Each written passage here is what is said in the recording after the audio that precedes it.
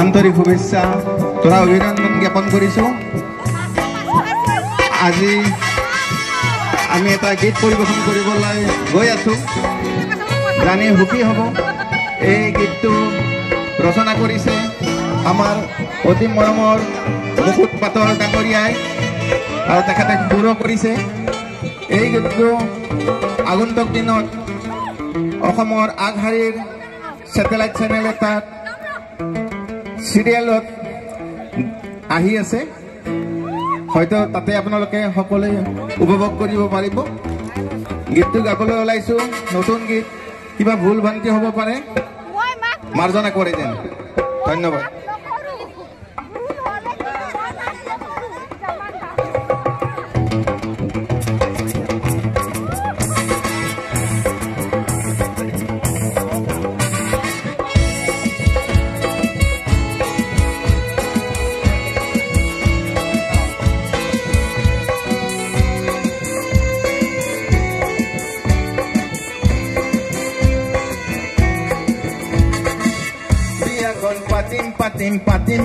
পাতিম বুলি ভাবি থাকোঁতে বয়সচোন আদহি আহিব।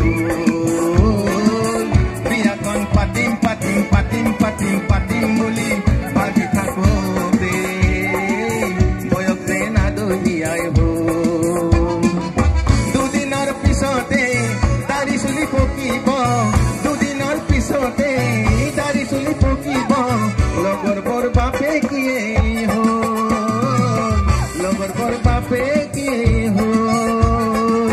বিয়াখন পাতিম বুলি ভাবি থাকোঁতে বয়সচোন আদহি আহিব। বিয়াখন পাতিম বুলি ভাবি থাকোঁতে বয়সচোন আদহি আহিব।